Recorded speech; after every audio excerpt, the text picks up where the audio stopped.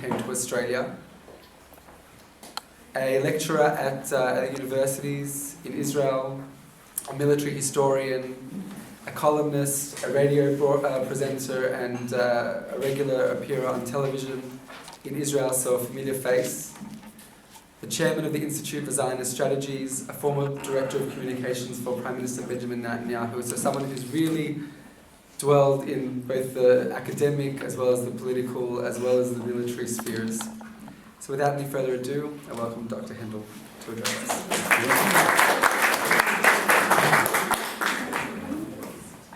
Thank you very much. It's a pleasure to be here also this morning. And I would like you to put on the side what you think about human rights, because I would like to speak differently about this issue, which become one of the most controversial subjects regarding Israel and regarding what we hear and see in the media about Israel.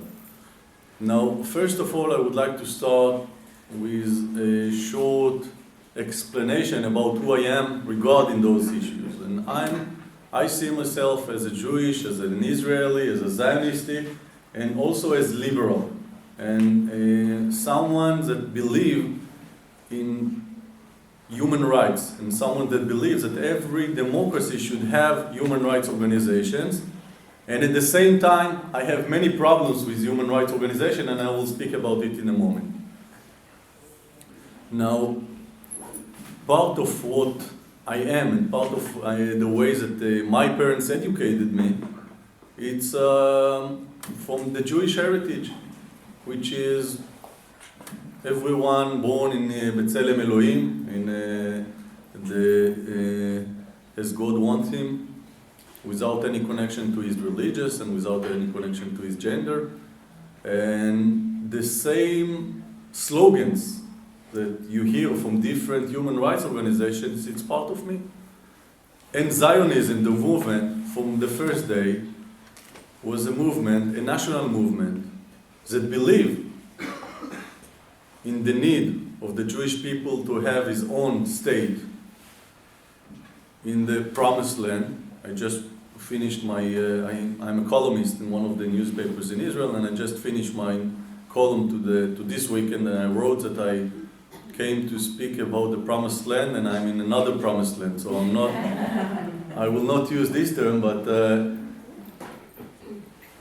a movement that believe in the right and in the need of the Jewish people to live and to build a state inside the Eretz Israel, and at the same time believe in what over there wasn't the democratic values, but in liberal values. And if you see the first pioneers, they believed in, or they actually practiced feminism without any connection to the period. And if you see what the founders of Zionism wrote about, they wrote about minorities, and now the Jewish people is going to live inside Israel and to respect other minorities.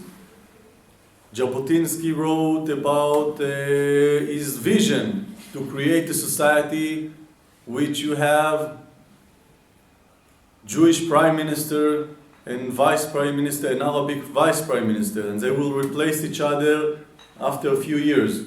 And just to remind you, Jabotinsky is the pictures that we put in the Likud party offices everywhere in Israel. And he is like the founder of the right wing in Israel. Begin was the biggest fighter for human rights inside Israel at the beginning, in the 50s and in the 60s. And the issue, the liberal perspective and the liberal values are actually part of what Zionism is.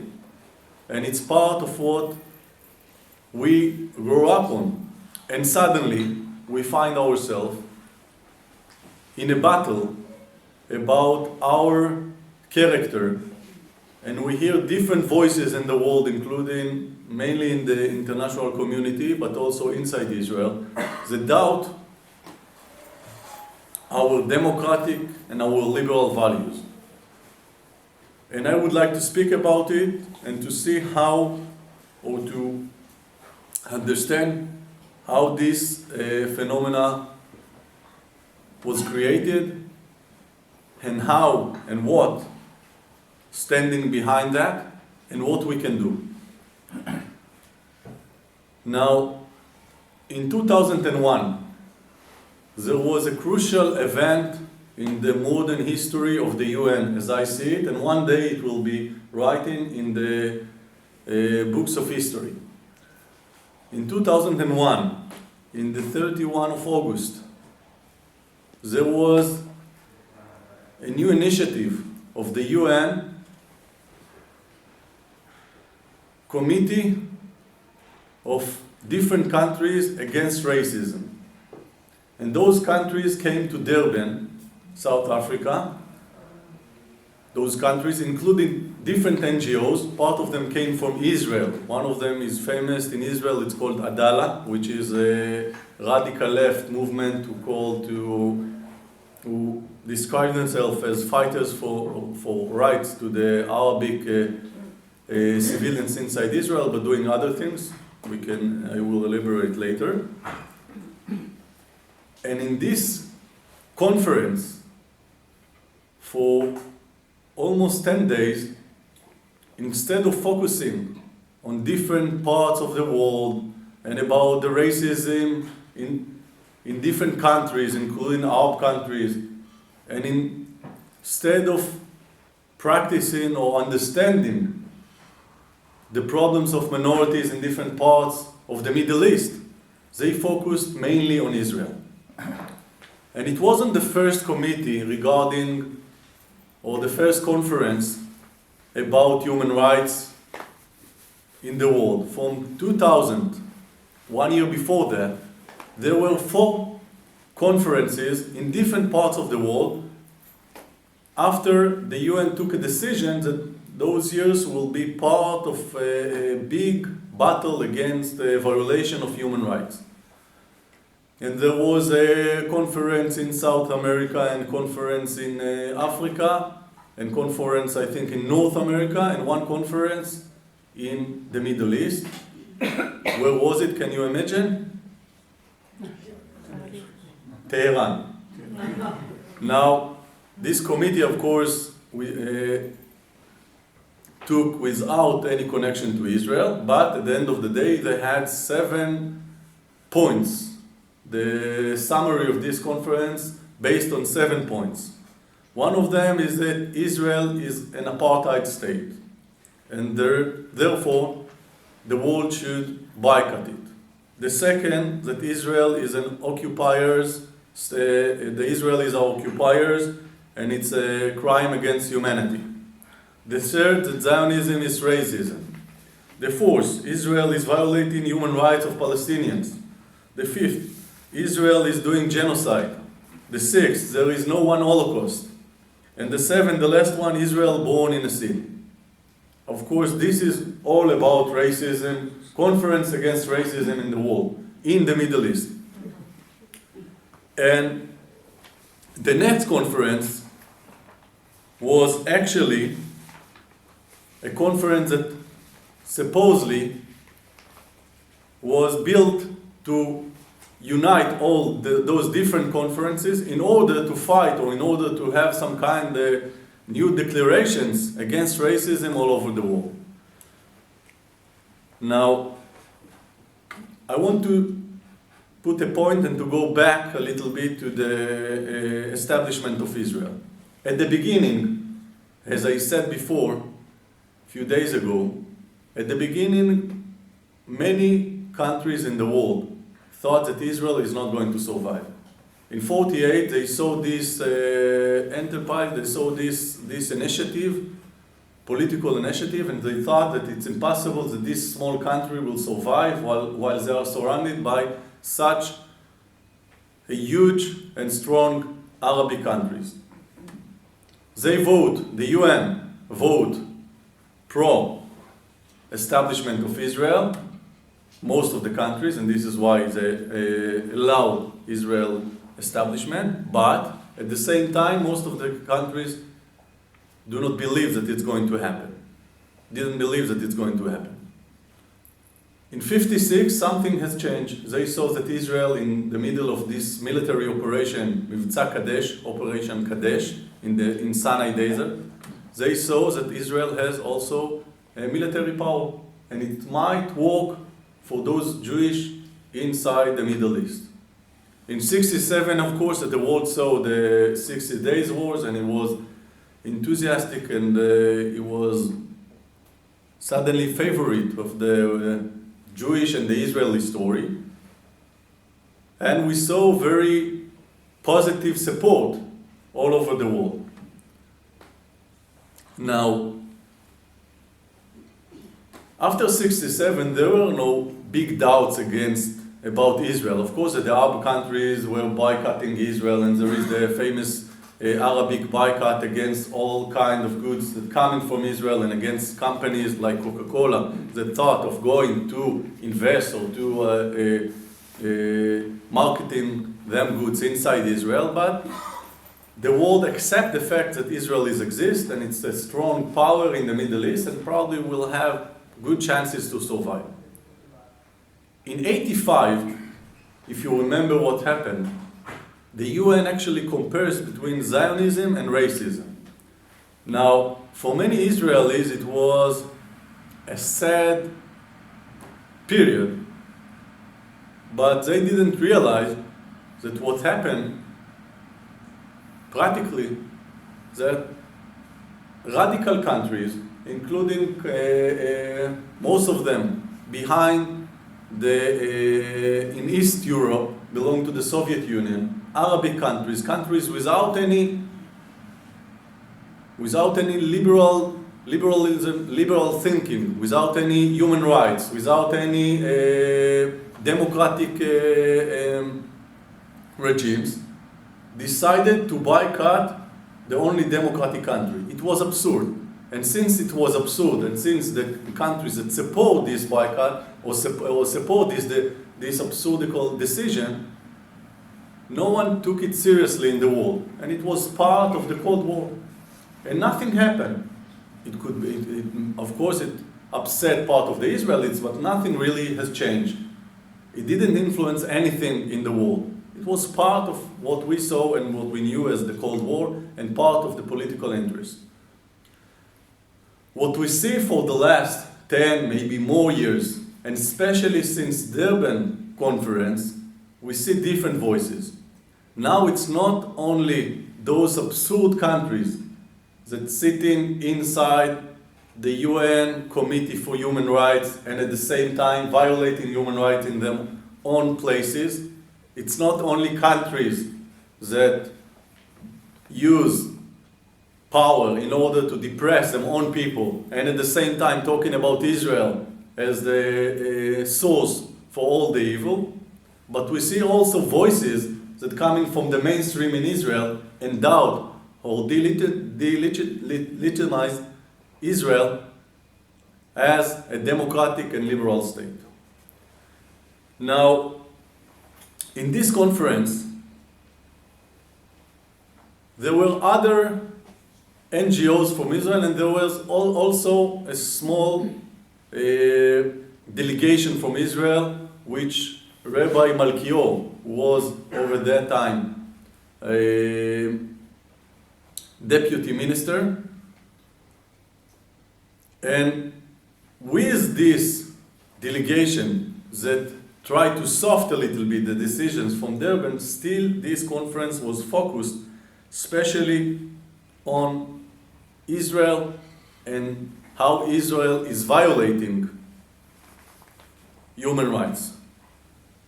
Now, this conference became the strategic process of many human rights organizations. This conference became the point this conference became the tool or the ideologic background for the BDS movement. You all know what is the BDS movement? I don't need to explain here. All right? Now, the absurd thing was that you could see human rights organizations that at the same time cooperate or combine forces or hands with radical Islamic jihadist organizations that violating human rights. So at the same time, you could see supporters for human rights that cooperating with people that violating human rights. Now, I would like to give you one small examples. I have many, but just one person, Joe Strook, who is an activist in HRW, Human Rights Watch, which is NGO, who was established in order to supervise different kinds of human rights violations in the world. And this person was, in his past, student, a radical left student, and in the 70s participate in a conference in Iraq with Saddam Hussein and called to the destruction of Israel. And he's a big supporter of different terror Palestinian organizations. And this person that signed with 7 from his friends that established actually this organization, he signed a paper after the München event with the Israeli athletes, the terrorist attacks against the Israeli delegation for München. He signed a paper that says that now the Palestinians have a proud, and it's not, and the people in the camps got important, this is how they called it, important push to go and to be more freedom fighters. And this guy, in 2009, for example, is publishing as a human rights organization, as a head of a human rights organization, he's publishing paper against what he called how Israel is killing innocent civilians and killing babies, and real, very hard paper that sees Israel or describing Israel as a country that's doing horrible things. Now, when one of the Israeli organizations criticized him, and in English, he responds with a letter that he's sending to Israel and asks to publish it, and he's saying you don't know how to define, you don't know how to separate between criticism and anti-Israelism. Now, this is part of what it's so complicated. This is part of the complexity of this situation. Because to criticize Israel, it's part of what people that have different views about Israeli policy should do. And this is part of what we are. Because democracy without criticism, it's not democracy. And democracy without freedom of speech, it's not democracy. And this is part of what Israel, even the Israeli government, even those that they do not like, of course, criticism, they are trying to encourage. And this is part of our character. To boycott Israel, to try to hurt Israel with the BDS movement, to be active against Israel, to delegitimize Israel, it's a different story. And this sensitive balance, it's something that we need to understand, and it's something that Israel is trying to cope with for the last few years. Now, before I joined the Prime Minister office, I was a columnist over there, and I wrote many papers about human rights organizations, and I criticized them. And mainly I criticized them because I saw how they mix between politics, anti-Israeli politics, and the need to have human rights in democratic society. In one point, especially when I was at the Prime Minister office, I understood that criticism is not enough. The fact that the Zionistic movement, the fact that Israel is out of the game, it's part of what makes it so hard. Because if liberalism and humanitarian and human rights, it's part of what we are, how come that the only people that speak about human rights and about liberalism and about humanitarian aspects are actually in other part of the game. They are playing in the playground and we are out of there. We can blame, we can complain, we can do whatever we want, but truly we are out of the game. Now, I told this story before, but I think it will give you some insight about how I figure it out. After the operation in 2009 in Gaza, I was sent by Bar Ilan University to speak in front of a group of ambassadors. And those ambassadors I sent there in order to speak with them about guerrilla and terror organizations. Generally, theoretical aspects of this fight against terror and guerrilla organizations, the first lectures that I gave here in this place. And I spoke, and they had questions, and suddenly they asked me about the war crimes that Israel have done in the operation in Gaza, these ambassadors. And I asked them, how come? 2 days ago, and I was in a duty service 2 days before that, it was, everything in Israel is unplanning, and I didn't plan to come there 2 days after that, and they asked me about the war crimes that we have done in Gaza.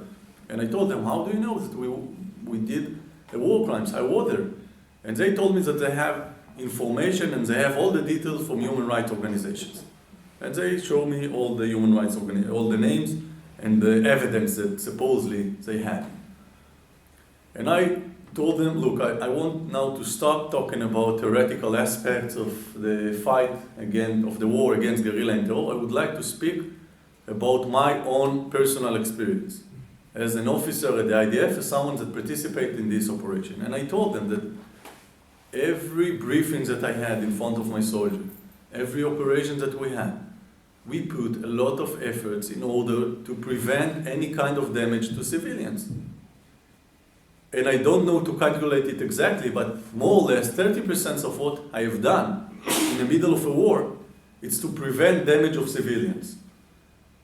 And half of the things that the IDF commanders are thinking about is how to make sure that we are not damaging any civilian sites. Now, one may say that we are doing that just because we are cynical and we understand that the day after the war, we will find ourselves in another war in the international community and we don't want to have bad pictures. Okay. One like me, that grew up in the Zionistic movement as an Israeli, will tell you that we are doing it because every soldier in Israel has in his own pocket the ethical code of the IDF, including the purity of arms, which is a part of our ethical code. And purity of arms means that you need to separate between civilians and terrorists. It doesn't matter, you can choose whatever you want. If we are cynical or if you are ethical, it doesn't matter. At the end of the day, our interest is to prevent any kind of damaging to civilians. And this is part of what we are. And it doesn't matter how you explain that. And I told them that, but they had evidence. And what you can do against evidence, of course they didn't have real evidence, it was things that they told them. Now, in order to understand how it's working, by the way, the same problem we have today, these current days, the same evidence, and now there is a B'Tselem organization, for example, which is an Israeli organization for human rights. And as I told you, I believe in human rights and I believe in organizations for human rights. The problem is that the CEO of this B'Tselem organization, by the way, this guy, Hagai Elad, was here, I don't know, half a year ago, something like that, and talked in the media.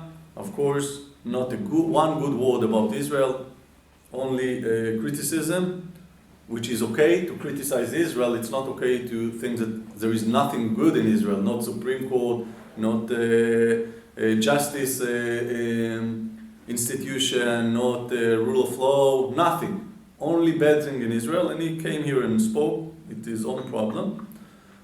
And when they asked Hagai Elad, how comes that he already, in the middle of the operation, he said that Israel is violating human rights, and he didn't say a word about Hamas violating human rights, of course, and doing war crimes, he said that he didn't have opportunity to check the details about Hamas. So they asked him, how you have the opportunity to check the details about the IDF? He said it's quite obvious.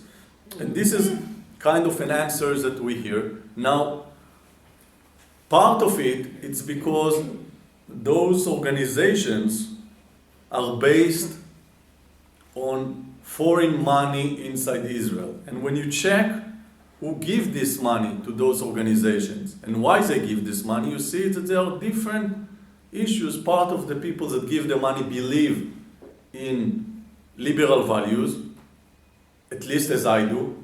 I cannot accept the fact that there is someone that is more, that have kind of monopoly on humanitarian or on liberalism. I feel the same, or at least I feel that I'm liberal, and this one that so-called liberal, at least I have doubts about him. I will not accept doubts about my own self-feeling. But when you check where the money is coming from, you see, and I will give you some numbers about what's going on, at least with those organizations. You can see that foreign money is getting into Israel in order to maintain human rights organizations, and the human rights organizations are publishing information to those sources, and then they use this information. So it's a kind of a circle without, and we are talking about organizations that are supposed to criticize Israel, so without anyone criticizing them about the sources of the information and about the targets of this of those organizations, and especially, and I'm not talking, I'm not against collecting information about Israel. I'm not against criticizing Israel. The only thing that I'm against is mixing between human rights goals and political goals. And those organizations that I would like to talk about are mixing between those two sides. Part of them are doing holy job, mixing with the BDS movement or with an awful job regarding Israel. Part of them are doing 90% political activity and 10% human rights activity. Part of them are not doing at all human rights activity, only political activity, and they call themselves human rights organizations. Now, if you see the sources of those organizations, you can see, for example, that the European Union is giving 30 million shekels for a year. Great Britain, the embassy in Britain is giving 12 million shekels for a year to different organizations. Spain, 21 million. Ireland, 1.7. Switzerland, 1.4. Germany, 720,000 shekels for a year. In general, we are talking about 79 million shekels for a year for different organizations inside Israel that are taking part, not only human rights organizations, but organizations that, and not all of them are equal. There are organizations that are doing very small amount of political activity, but you can see a lot of investments in those organizations that mix in between politics and the activity against Israel, which is part of the BDS movement. One of the famous activists and also a writer that leading the BDS movement called Ahmed Mor. And Ahmed said very loudly, and he say and repeat about it, there is no meaning to putting end to the occupation, because as you know, the BDS movement is supposedly against the Israeli policy in Judea and Samaria. And he says there is no meaning to put an end to the conflict if it's not including this building or putting end to the Jewish state itself. And this is part of what we are dealing with. It's not only about Judea and Samaria, it's not only about human rights, it's more than that sometimes. And I'm not going to say that all those activists are against Israel in general and they want to see Israel is vanishing. I believe that most of them are innocent victims of this new kind of religious. Now I would like to put stop for a moment and to talk a little bit about what I understood, and then we'll go back to this subject. When I was at the Prime Minister's office, I understood two main things. One of them is that Israel has lack of policy regarding Judea and Samaria, and we need to take care of it. And this is fair and decent, and if you want, maybe request criticism. And it doesn't matter where I'm coming from politically. If one wants to criticize Israel regarding Judea and Samaria and regarding our policy, it's okay. There is nothing to do. What can I say? If you think that our policy in Judea and Samaria is not good enough and we need to go to 67 borders, or I will argue with you, I will tell you what I think, I will give you examples, but this is a fair criticism. As long as you accept the fact that Israel should exist, and as long as you accept the fact that Israel, with all the problems, is doing also good. Now, so what I'm trying to say, it's not about right and left. So this is one problem, and I know it, and I recognize it, and I understand it, and this is one of our problems, and we need to take care of it. Without any connection to that, the second problem is the issue of human rights. And this issue is false perception. Because, as I told you from first hand, Israel is doing a lot of effort in order to maintain and to keep human rights and in order to make sure that there is no violation of human rights. Now, if a soldier is standing in a checkpoint and is hitting accidentally or not accidentally Palestinian, an innocent Palestinian, it's not only, this guy is not only bad soldier, and I don't want to fight with him because he is violating the rules and he is not fulfill his job and is not following the ethical code of the IDF. This soldier is also harming and disturbing and making and doing a lot of damage to Israel, a strategic damage. Because if this soldier tomorrow, if the story of this soldier tomorrow morning will be at the headlines of The Guardian, it will be a strategic damage for Israel. And I don't care about this soldier, I care about the state of Israel. So my interest is double. The image of Israel and my ethical and moral self-image. And I, in a very selfish way, want to get up in the morning, to look at the mirror and to feel good with myself. I think that Israel is all going, still with all the problems. And I want to feel good with myself. And when I'm saying that,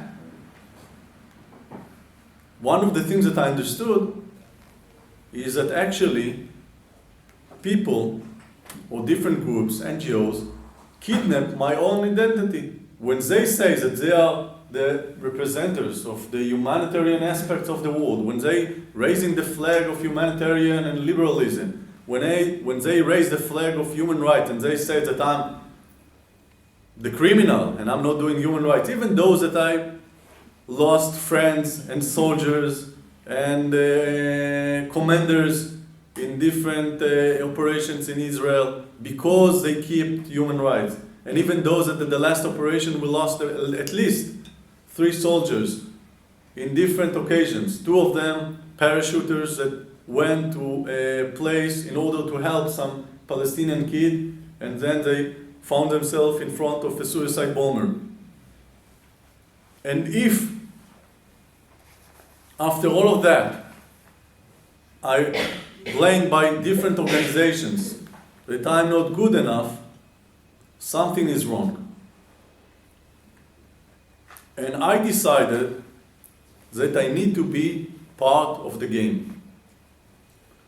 And I will tell you about it in a moment and in the second part, but I will just give you one sentence. I'm heading the Institute for Zionist Strategies, which is, I will say, more conservative than in Israel, more conservative think tank, but it's in the center right a little bit. And we established a human rights organization for Palestinians because it belongs to us. And I have people that are going to checkpoints and making sure that the IDF is giving the Palestinians decent treatment. And I have doctors that didn't want to work in, or didn't want to help Doctors for Human Rights because they are taking part in the BDS movement and they are giving medical treatment in different settlements, by the way. Most of them are settlers of those doctors. I have others who give in Palestinians medical treatment. And I have ex-Navy SEAL soldiers who go into schools in order to educate the young generation on purity of arms and how Israel, how our most strongest tool in order to fight and to challenge and to cope with the challenges that we have is our morality and our ethical code. And we are doing that, first of all, because this is what we are. And secondly, because we need to be in the game. And it's impossible to abandon those territories. And when Begin, again, the head of the Likud at the beginning, Herut, and after that the Likud, when Begin in 1948 wrote a column in his political newspaper against soldiers that hit some old Arabic farmer, he was a human rights fighter. And he was the only one that was able to write a column against soldiers, IDF soldiers, in the middle of a war, because this was, as he saw it, his ethical code. And when in the 50s and in the 60s he fought against the government in order to cancel the military governance over the Israeli Arabic citizens, he was the one that fought against for human rights against and criticized the Israel government. And it's not about right and left. Human rights is part of what we are as a Zionistic movement. Now,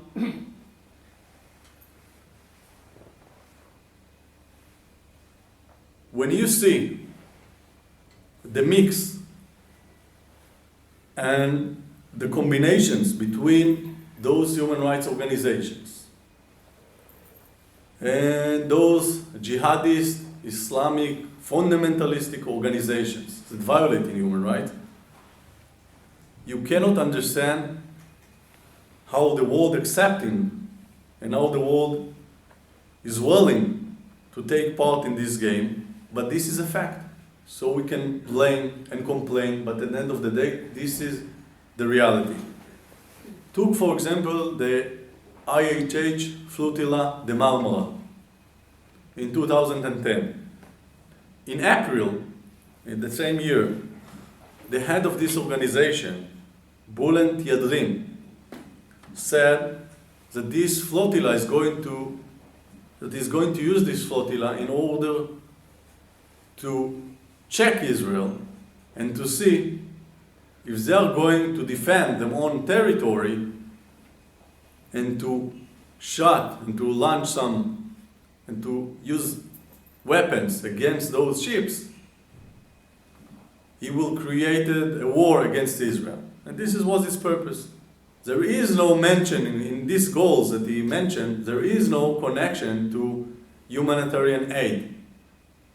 And when you see those organizations all those human rights organizations that came on this flotilla in order to support and help the Palestinians in Gaza, you understand that there is a mix between different goals. When you check, by the way, the expiry date of the goods that they brought, you see that most of the goods, especially the medical goods, are not even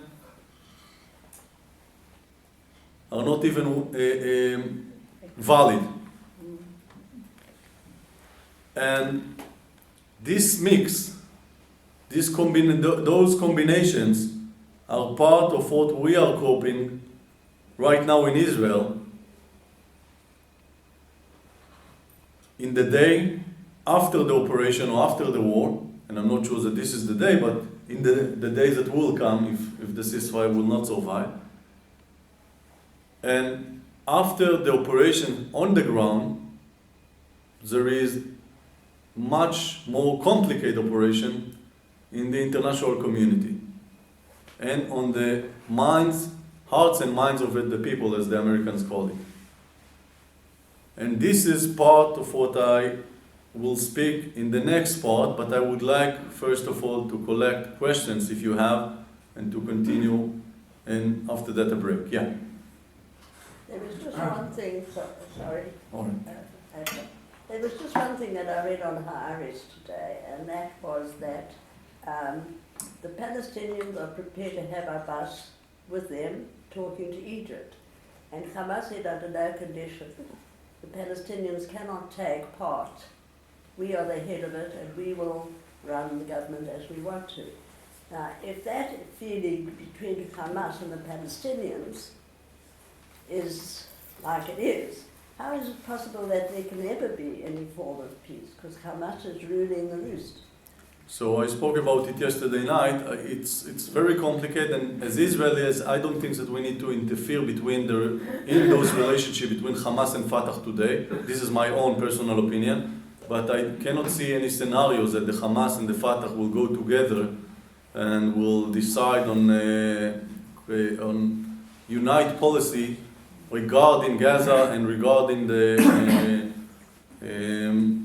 Judea and Samaria. The last time that they met, it was in 2006, and I said yesterday that over there, at least the representatives from the Fatah study how to fly from windows in the third floor in Gaza, and from balconies, most of them, and nothing good happened from this event.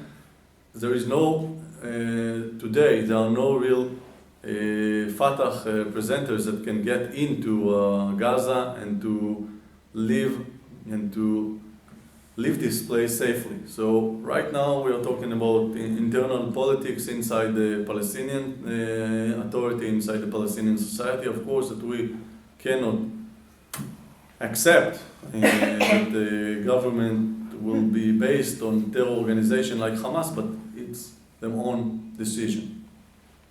Yeah, sorry. Can you comment a couple of things? On the New Israel Fund, which is an NGO which supports NGOs in Israel. And the second on some of our younger Jewish people, particularly in Melbourne, I believe, are actually starting to be victims, if you like, of the BDS and are sort of arguing that BDS, for example, is really only boycotting produce from the occupational areas, from the occupation and not Israel, and it's not etc., etc. How would you deal with the second argument, and what do you think of what's your opinion of NIF?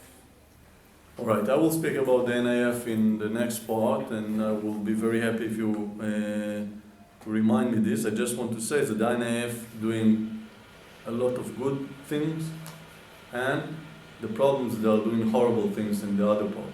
And I don't know the percentage. It's about 80% of things that they are doing good for Israel and supporting Ethiopians and poverty and helping different things, but 20% they are supporting organizations that are taking part in the BDS and actually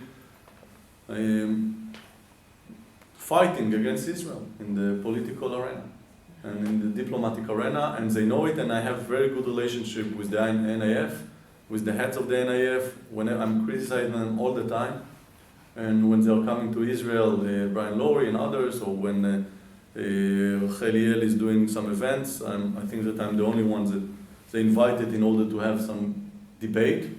It's because I respect the good that they are doing, and I cannot respect or I'm trying to fight against the bad that they are doing. So as there is no one human being that is perfect, they for sure are not perfect, and they need to change themselves.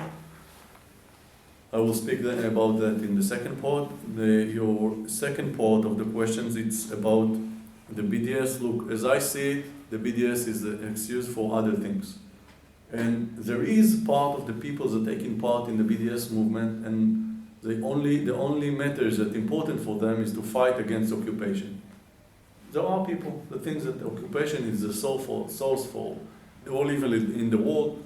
You can criticize them on the hypocrisy and why they are focusing only in Israel and not in Iran and all those countries violating human rights, and suddenly the occupied territories, it's become the source of everything, while the Palestinians in the occupied territories are in the best situation if you compare it to all the other parts of the Middle East that you have, that the Palestinians live there, in Judea and Samaria, in the occupied territories, they are in the best situation, but it's okay. If they want to criticize Israel for occupied Judea and Samaria, if they want to say that they are against the occupation, it's part of what they are, and I can argue, I cannot say anything.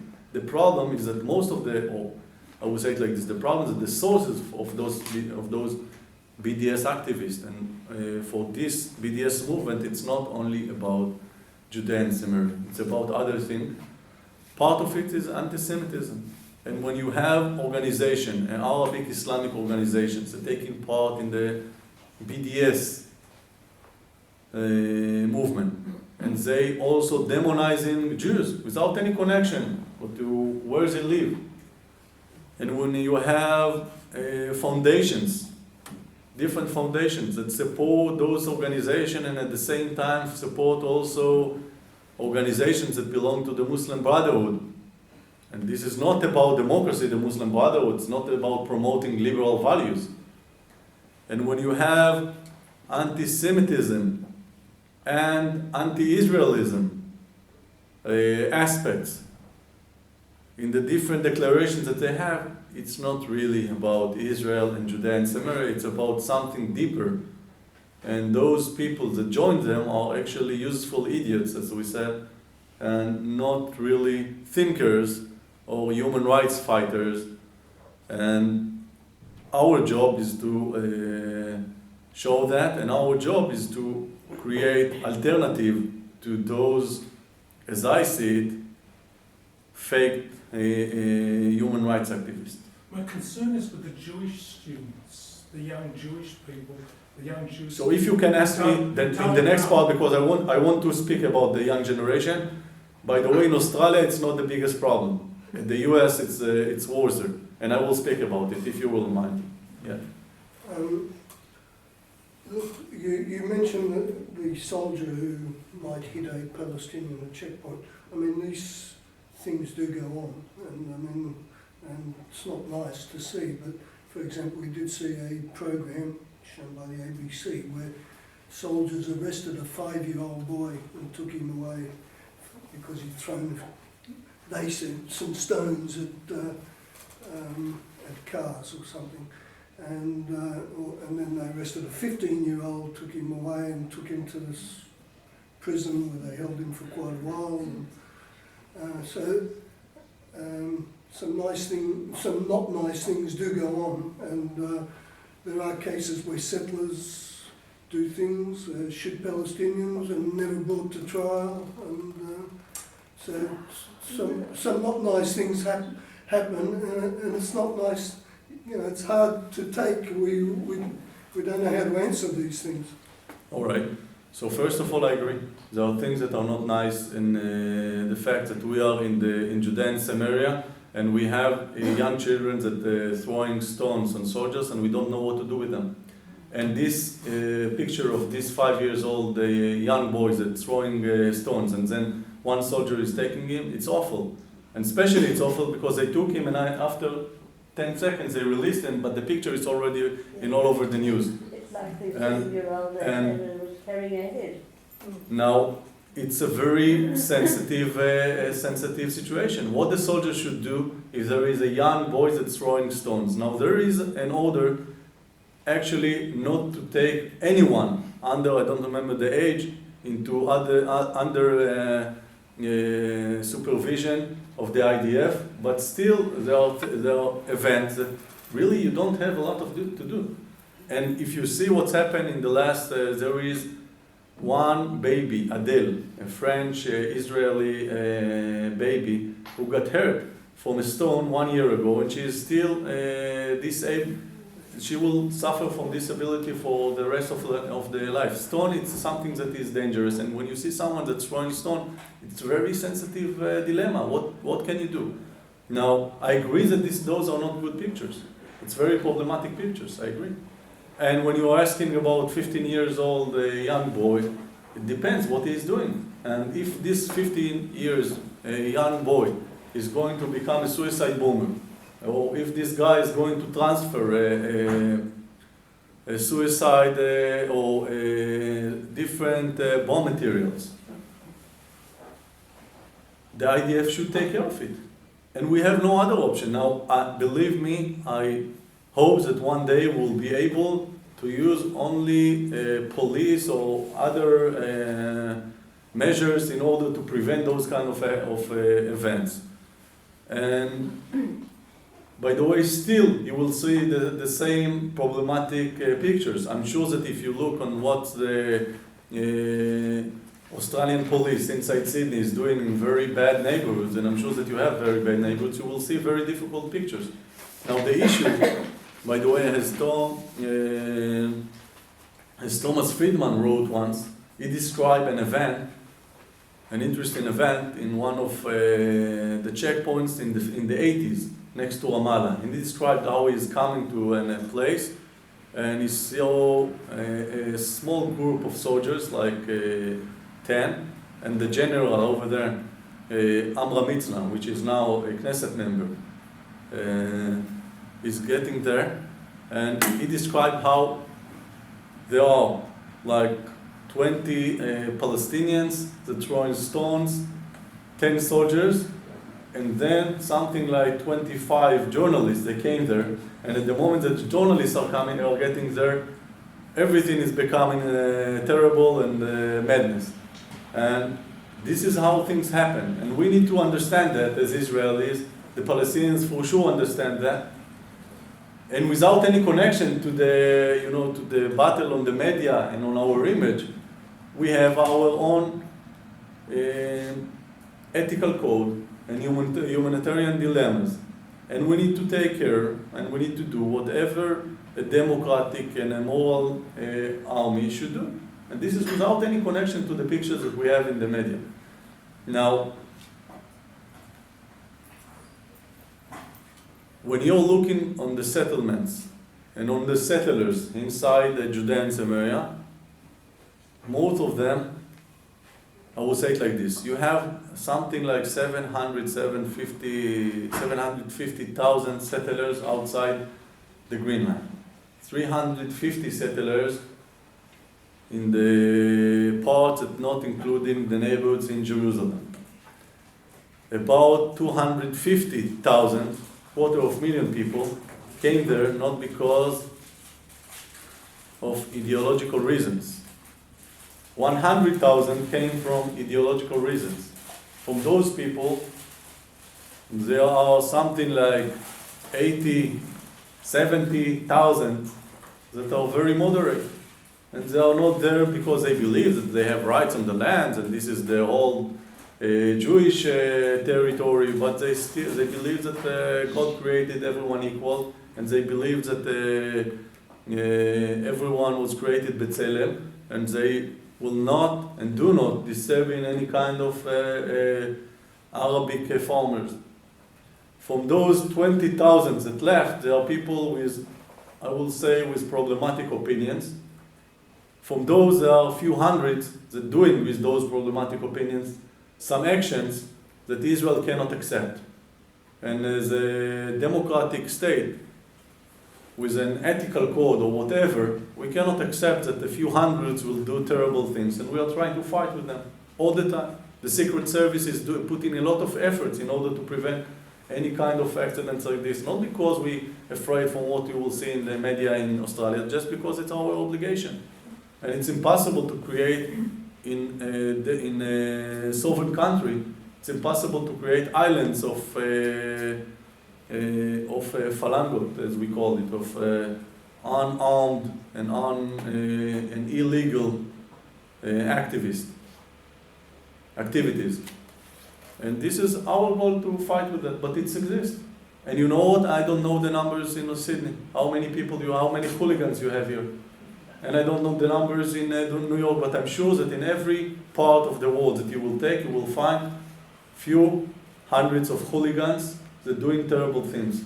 In Judea and Samaria, we have our few hundreds of hooligans. We have it also in the Negev with the Bedouins. We have it in the Galilee with people that getting into agriculture property and trying to steal. We have different problems, and this is part of our problems, and we need to cope with them. And I know that this is horrible pictures, but we need to put it in the right proportions.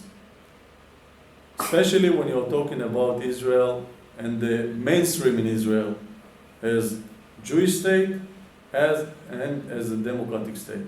Now we'll go to a break and we'll go back in 10 minutes. Thank you very much. And the other questions I will gather after that.